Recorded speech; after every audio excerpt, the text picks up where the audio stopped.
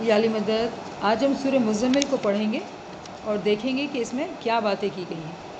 تو پہلی جو آیت ہے، اے اور لپیٹ کر سونے والے، رات کو نماز میں کھڑے رہا کرو مگر کم، آدھی رات یا اس سے کچھ کم کر لو۔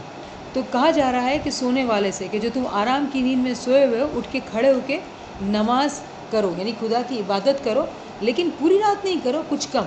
کب؟ پھر کہتے ہیں آدھی رات کو، یا اس سے کچھ کم کر لو، یعنی جتنا تم سے برداشت ہوتا ہے، ٹھیک ہے نا، یا اس سے کچھ زیادہ بڑھا دو، اگر تم زیادہ کر سکتے ہو تو زیادہ کر لو۔ اور قرآن کو خوب ٹھہر ٹھہر کے پڑھو، یعنی علم کی باتیں اس کو تھوڑا تھوڑا آرام سے، تاکہ آپ اپنے اندر اس کو بٹھا سکیں۔ جلدی جلدی رٹا نہیں لگانا ہے طوطے کی طرح، سمجھ کر پڑھنا ہے۔ ہم تم پر ایک بھاری کلام نازل کرنے والے ہیں۔ تو ہم کو پتہ ہے بھاری کلام، بھاری ہم نے کہاں پڑھا؟ حدیث ثقلین میں پڑھا کہ ہم تمہارے لیے دو بھاری چیزیں چھوڑ کر جائیں۔ تو یہ بھاری کلام کی بات ہو رہی ہے۔ جب ہم بھاری کی بات کرتے ہیں تو کیا مطلب ہوتا ہے کہ اس میں عقل کے لیے کچھ خوراک ہے، عقل کے لیے کچھ نشانی ہے۔ تو بھاری کلام نازل کرنے والے ہیں۔ در حقیقت رات کا اٹھنا نفس پر قابو پانے کے لیے بہت کارگر اور قرآن ٹھیک پڑھنے کے لیے زیادہ موزوں ہے۔ تو یہ ایک بہت بڑا نفس کے لیے جو ہے وہ محنت ہے۔ آسان ہے کہ ہم جاگتے ہوئے جاگیں، مشکل ہے اگر سو جائیں اور پھر اٹھیں، نیند کو توڑ کے اٹھنا۔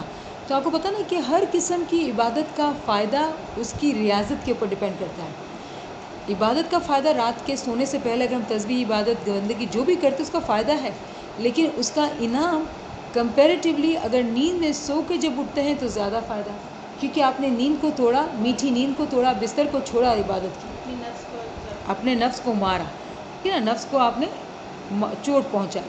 اور قرآن ٹھیک پڑھنے کے لیے زیادہ موزوں، کیونکہ دنیا کے کام کاج بالکل رکے ہوئے ہوتے ہیں، تو قرآن یعنی کہ علم کو سمجھنے کا، سننے کا یہ اچھا موقع ہوتا ہے۔ یعنی کہ اٹھ کے نہ صرف عبادت کرنی ہوتی بلکہ علم کو بھی پڑھنا ہوتا ہے، اسی لیے ہم جماعت خانے میں صبح فرمان سنتے ہیں۔ پھر دن کے اوقات میں تو تمہارے لیے بہت مصروفیات ہیں، دن کے اوقات میں تو تمہارے لیے بہت مصروفیات ہیں، اپنے رب کے نام کا ذکر کیا کرو اور سب سے کٹ کر اسی کے ہو رہو۔ تو آپ دنیا میں تو بہت مصروف ہیں، اس کے باوجود بھی رب کے نام کا ذکر کرو، دنیا سے کٹ کے۔ تو دنیا کے کام کو چھوڑنا نہیں، دنیا کو چھوڑنے دینا، سادھو نہیں بننا، دنیا کے کام کرنے ہیں لیکن دل کے اندر اس کا نام رکھنا ہے۔ دنیا سے کٹنا یہ ہے کہ آپ فالتو کی جو وہ کیا کہتے ہیں گوسپنگ جو ہوتی ہے، اس سے دور رہ کے اپنے آپ کو ذکر میں رکھو۔ وہ مشرق و مغرب کا مالک ہے، اس کے سوا کوئی خدا نہیں، لہٰذا اسی کو اپنا وکیل بنا۔ مشرق و مغرب یہ بھی ایک بہت عجیب و غریب کانسیپٹ ہے جو قرآن کے اندر دیا گیا ہے۔ حالانکہ ہم جانتے ہیں کہ سورج جو ہے وہ مشرق سے نکل کر مغرب میں ڈوب جاتا ہے۔ تو سورج کی مثال ہم نے بات کی تھی کہ ایمان کی مثال پر ہے کہ سورج جو ہے وہ مشرق سے نکل کے مغرب میں ڈوب جاتا ہے، لیکن جب ایک مومن اپنے آپ کو بلندی کی طرف گامزن کرتا ہے، درجات کو بلند کرتا ہے، تب سورج جو ہے، اس سے پہلے ایک اور بات کرتی ہوں اس کو روک کے، کہ جب ہم کہتے ہیں کہ ہم امام میں فنا ہونا چاہتے ہیں، ہم اصل میں واصل ہونا چاہتے ہیں، ہم فنا فی الامام ہونا چاہتے ہیں، تو ہماری عام طور پر سمجھ یہ ہوتی ہے کہ ہم امام میں جاتے ہیں، جبکہ ایسا نہیں ہے، کیونکہ ہماری کیا قابلیت کہ ہم امام میں جائیں۔ یہ امام کی اتنی بڑی رحمت ہے کہ وہ ہمارے اندر آ جاتا ہے۔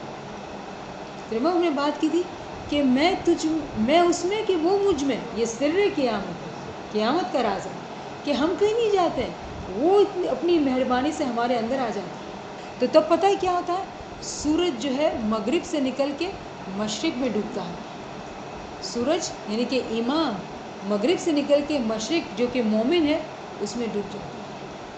تو یہ بھی ایک سورہ کہف ہے جس میں یہ پورا مشرق اور مغرب کا پورا کانسیپٹ دیا ہوا ہے، قصہ ذوالقرنین میں۔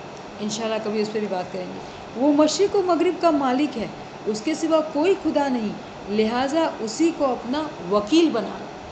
وکیل کا کیا مطلب ہے؟ آپ کو پتہ ہے کہ آپ امیجن کریں کہ ہم کورٹ میں جاتے ہیں اور کیس ہوتا ہے، اگر کسی جرم میں اگر ہمیں لے جایا جاتا ہے کورٹ میں، تو اگر ہم اسی دنیا میں جب ہم اپنے اعمال کرتے ہیں کہ نا، جو بھی ہمارے کام کاج ہم نیت کرتے ہیں، اسپیشلی جب ہم علم میں آگے بڑھتے ہیں اور علم گنان کی محفلیں کرتے ہیں، اپنے آپ کو ذکر میں مصروف کرتے ہیں، تو ہماری دنیا داروں سے دوستی کٹتی ہے.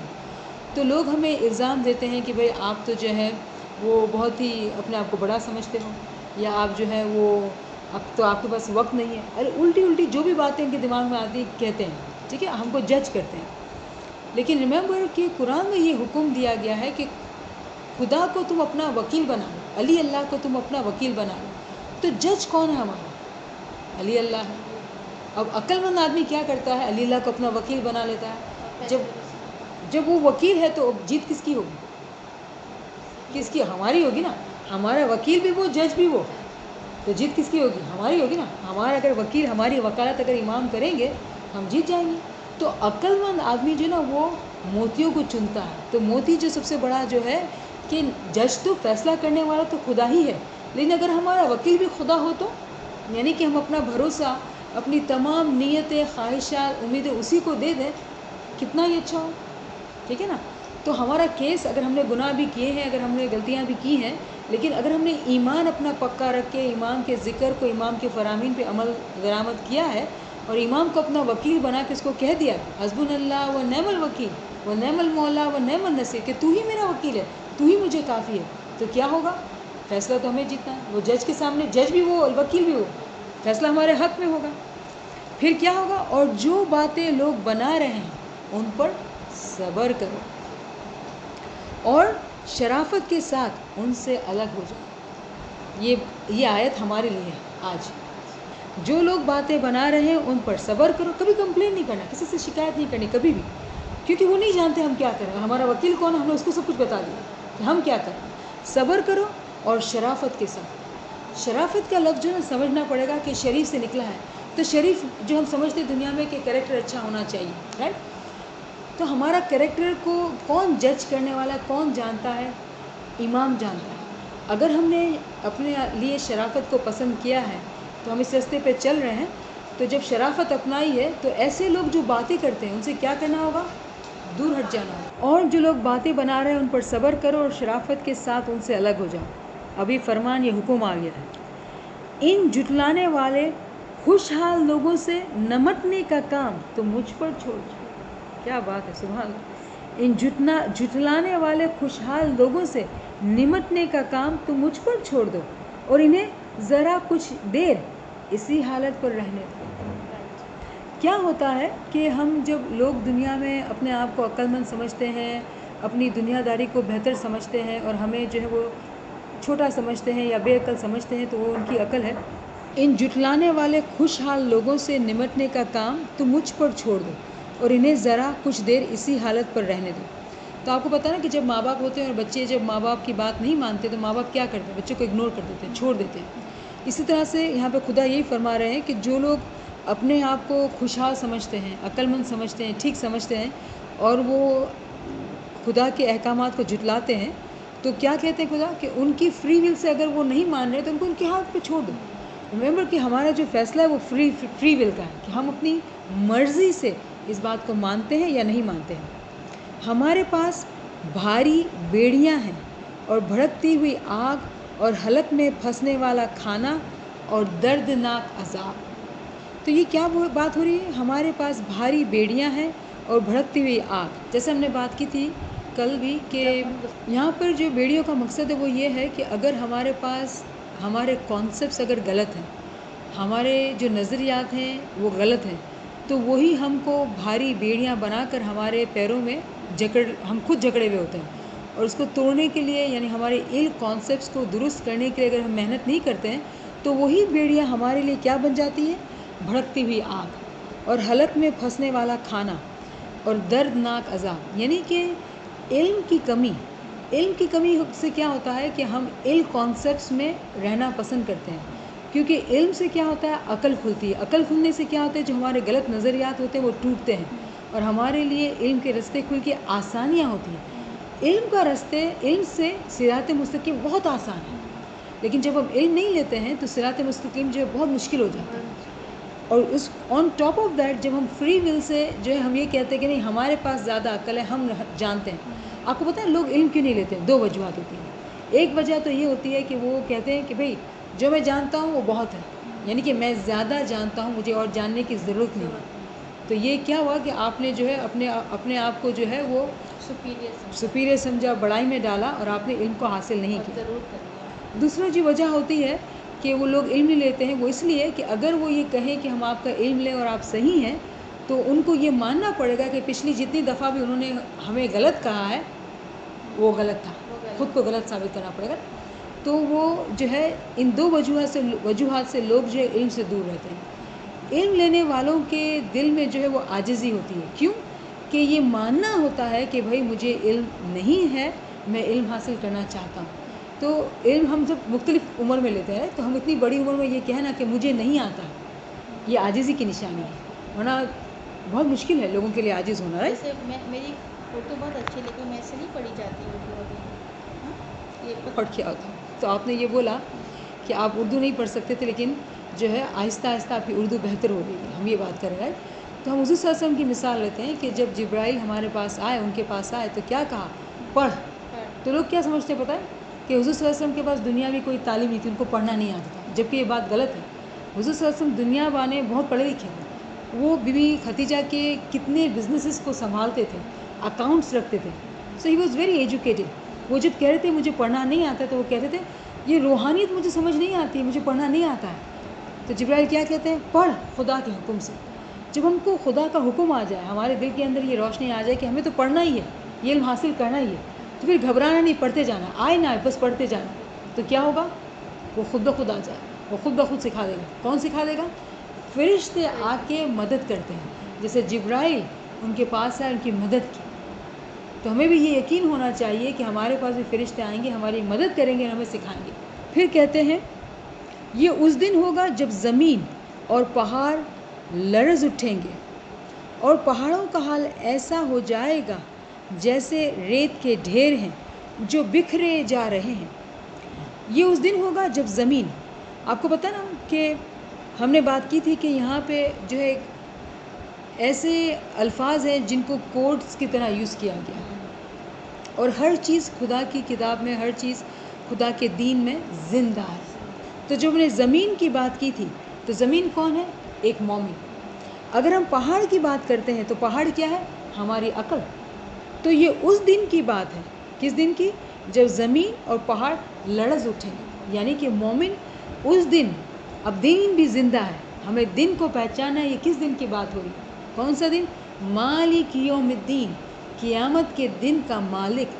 یعنی اس مالک کو، اس قائم کو جو قیامت کے دن کا مالک ہے، اگر ہم پہچانیں گے علم کی روشنی میں، تو کیا ہوگا؟ زمین یعنی کہ مومن خود، اور پہاڑ اس کی عقل لرزہ کھا جائیں گے، حیرت ہوگی ان کو اور لرز اٹھیں گی. اور پہاڑوں کا حال ایسا ہو جائے گا جیسے ریت کے ڈھیر.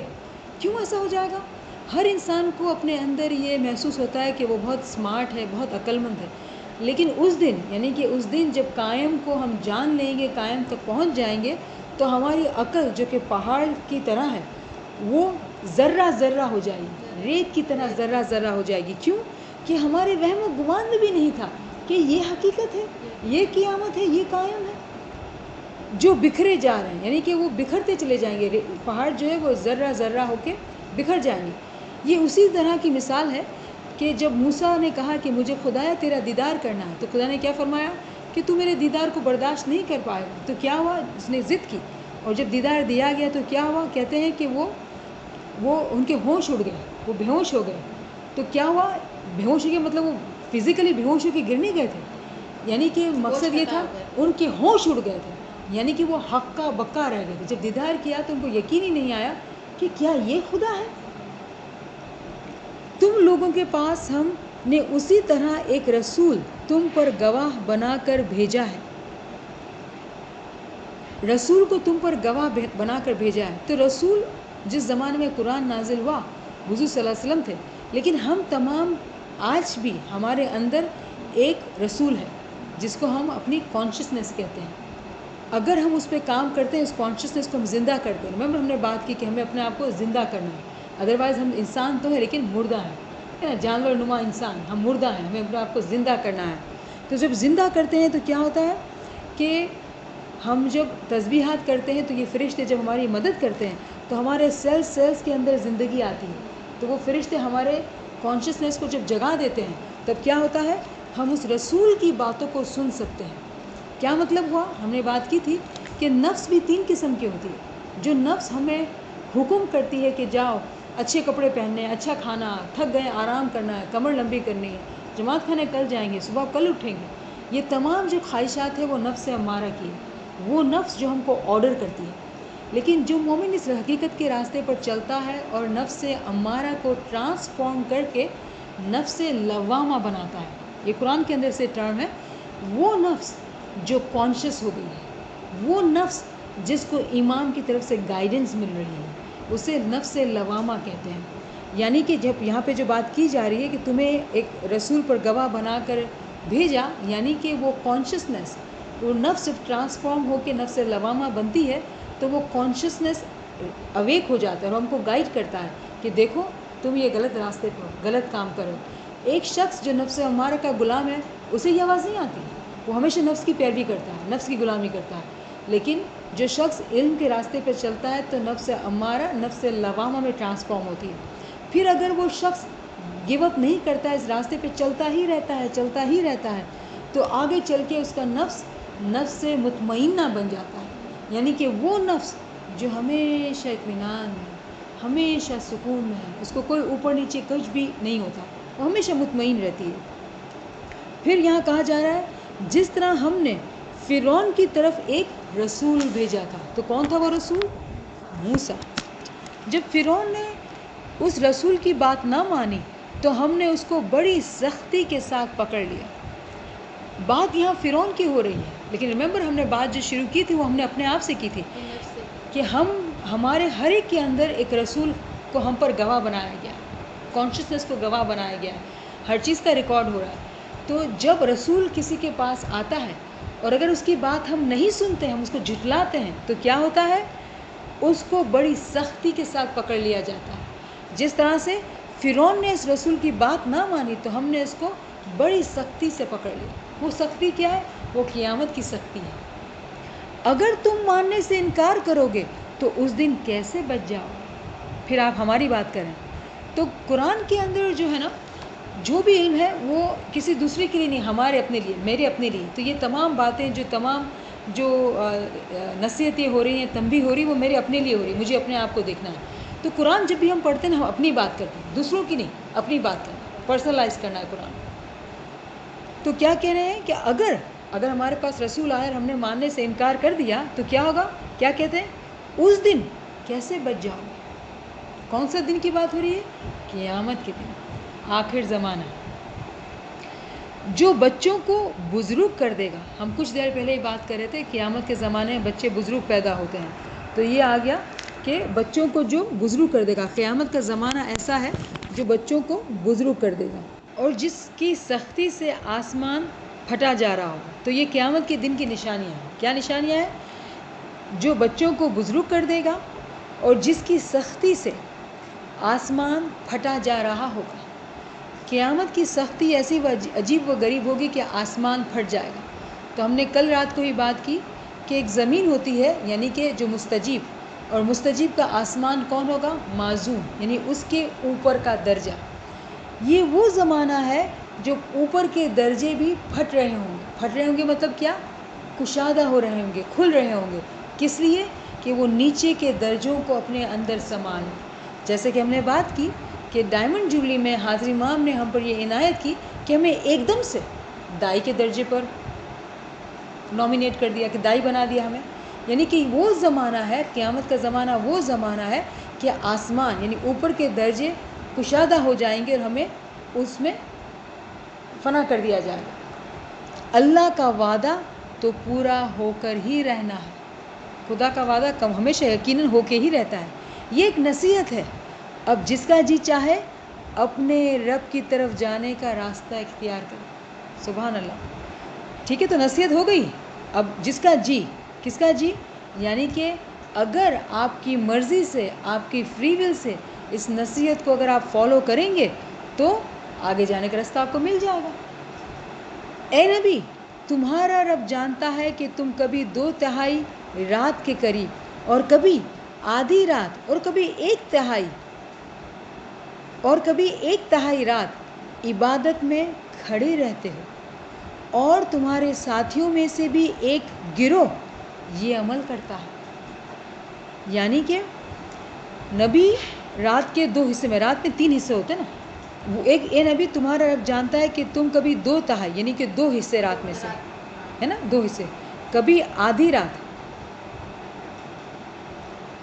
2/3 رات کے قریب اور کبھی آدھی رات اور کبھی 1/3 رات، یعنی کہ 2 پہر، کبھی 2 پہر، کبھی آدھی رات کو اور کبھی 1 حصے کو رات کو کھڑے رہ کر عبادت کرتے ہیں۔ ہمارے لیے یہ مشکل ہوتا ہے کہ نیند سے بستر سے اٹھیں، بیٹھ کے عبادت کریں۔ حضور صلی اللہ علیہ وسلم کی ہمارے لیے جو نمونہ ہے ہمارے لیے، وہ کھڑے ہو کر عبادت کرتے تھے۔ تو یہ بھی ایک ریاضت ہے۔ ریممبر، جسم کا جو کام ہے وہ ریاضت کرنا ہے۔ جتنا ہم جسم سے کسرنی کرائیں گے،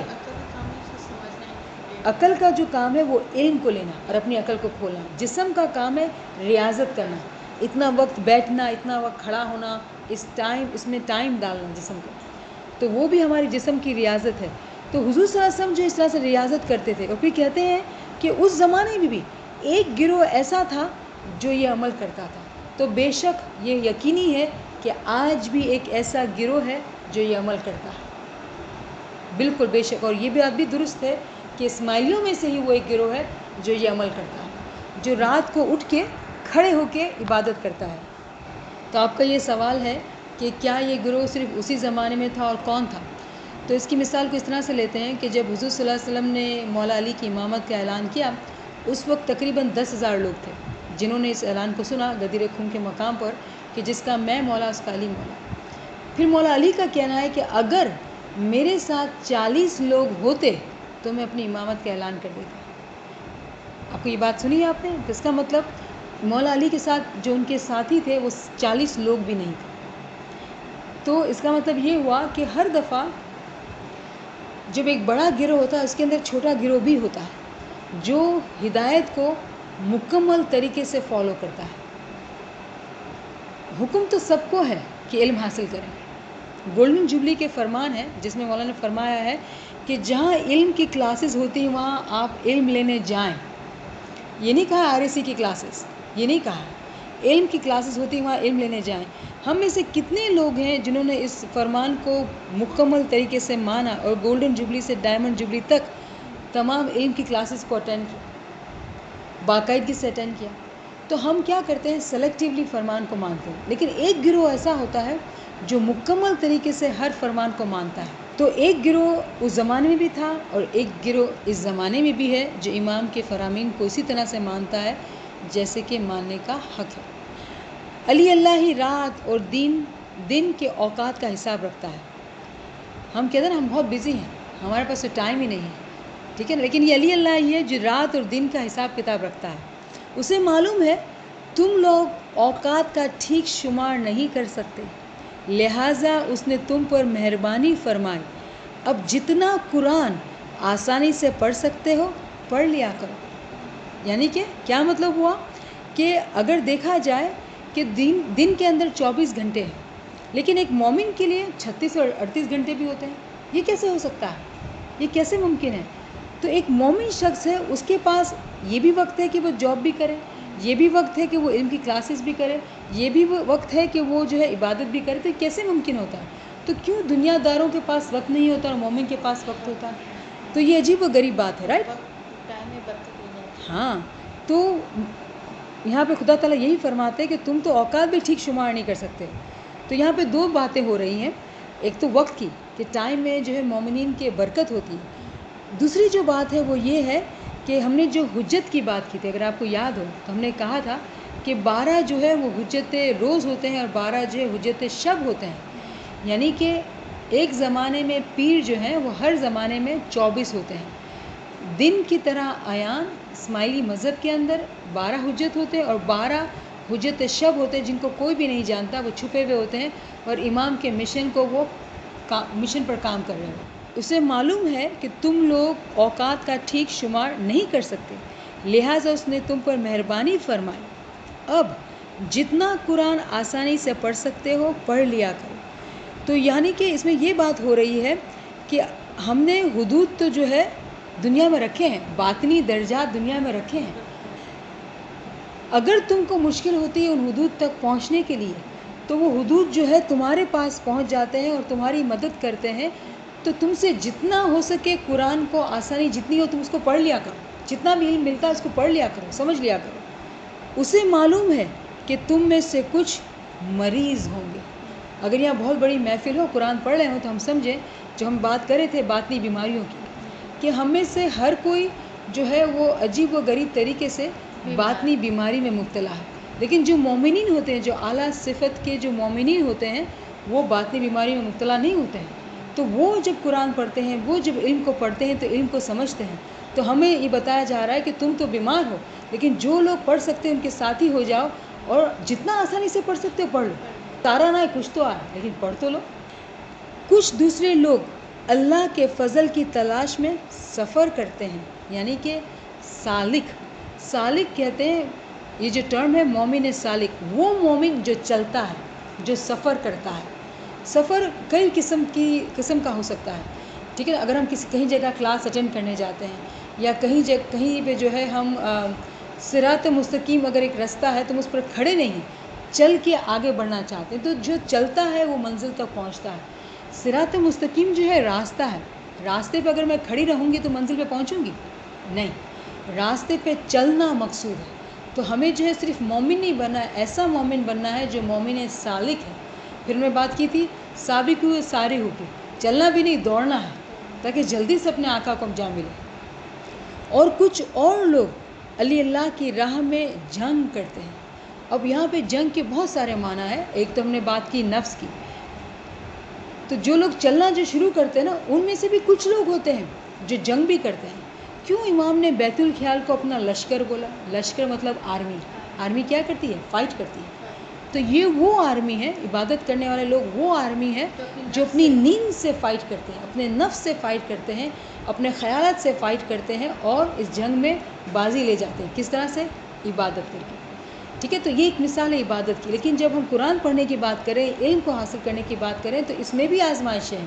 اس میں بھی ہمارے لیے بہت سارے مسائل ہیں. ٹائم کو نکالنا، علم کو پڑھنا، علم کو سمجھنا، علم کو لکھنا تاکہ یاد رہے. تو یہ تمام چیزیں کرنے کے لیے جنگ کرنا پڑتی ہے. کس سے جنگ کرنا پڑتی ہے؟ دنیا کے فالتو کاموں سے. ان کو کاٹنا پڑتا ہے، نفس کو مارنا پڑتا ہے تاکہ ہم مومن سالک بنیں، چلیں. اور ہمارا تو کیا خواہش ہے؟ چلے نہیں بھائی، دوڑیں گے ہم. پس دوبارہ کیا کہا جا رہا ہے؟ پس جتنا قرآن بآسانی سے پڑھا جا سکے پڑھ لیا کرو. تو یہ نہیں کہہ رہے کہ تمہیں مشکل میں ڈال رہی، تم کو نہیں آ رہا ہے تو تم مشکل میں پڑھو. جتنا تم پڑھ سکتے ہو اتنا تو کرو، اتنا تو سمجھو. نماز قائم کرو، زکوٰۃ دو اور علی اللہ کو اچھا قرض دیتے رہو. نماز پڑھو یعنی دعا پڑھو، زکوٰۃ یعنی کہ دسوند دو.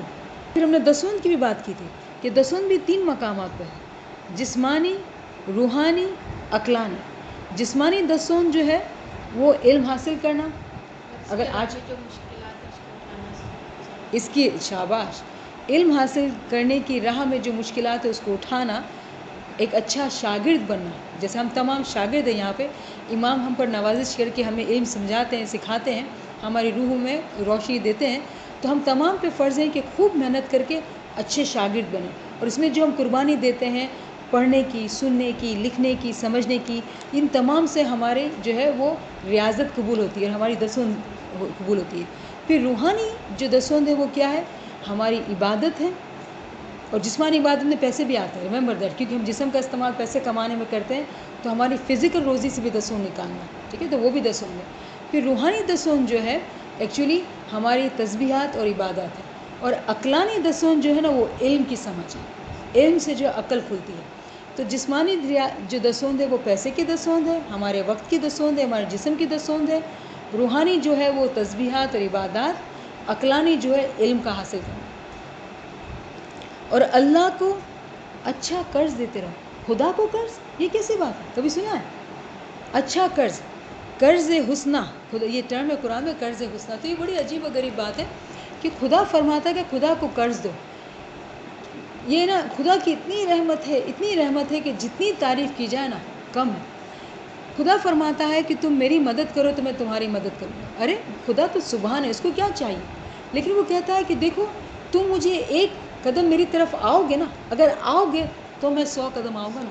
اگر تم ایک قدم نہیں آؤ گے تو میں 100 قدم کیسے آؤں. تو وہ کہتا ہے مجھے قرض دے دو، تسبیح کر لو، قرآن پڑھ لو، عبادت کر لو، تو میں تم کو ملٹی پلائی ٹائمز دے سکوں. تو کیا کہتا ہے؟ اچھا قرض دو، تو جتنی اچھے سے عبادت کر سکیں. اچھے اعمال، جسمانی عبادت، روحانی عبادت، عقلانی عبادت. تو جتنا اچھا قرض اس کو دیں گے تو ایک کا 100 گنا، ایک کا 1.25 لاکھ ہے نا. جو کچھ بھلائی تم اپنے لیے آگے بھیجو گے، جو کچھ بھلائی حیاتی کی جو ہم نے بات کی تھی، جو کچھ بھلائی تم اپنے لیے آگے بھیجو گے اسے علی اللہ کے ہاں موجود پاؤ گے. کب؟ جب ہم پہنچیں گے اس دن. کس دن؟ اس دن آخرت کے دن. تو ہم کیا پائیں گے؟ رائل بنگلو ان لیونگ پیراڈائز. امام جو زندہ ہے، حیات ہے، امام کے اندر ہمارا خود کا رائل بنگلو ہوگا. پھر ہم تمام کو دعوت دیں گے کہ آؤ ہمارا بنگلہ دیکھنے آؤ. وہ رش کریں گے کہ کاش ہم نے بھی علم لیا ہوتا، کاش ہم نے بھی اپنی عقل کو کھولا ہوتا، کاش ہم نے بھی عبادت سمجھ کے کی ہوتی تو آج ہمارا بھی رائل بنگلو ہوتا. پھر کیا کہتے ہیں؟ وہی زیادہ بہتر ہے، اسی کا اجر بہت بڑا بہتر ہے، اس کا اجر بہت بڑا ہے. علی اللہ سے مغفرت مانگتے رہو، بے شک علی اللہ بڑا غفور اور رحیم ہے. آمین الہی آمین. سبحان اللہ سبحان اللہ سبحان اللہ. شکر للہ والحمد للہ، شکر للہ والحمد للہ.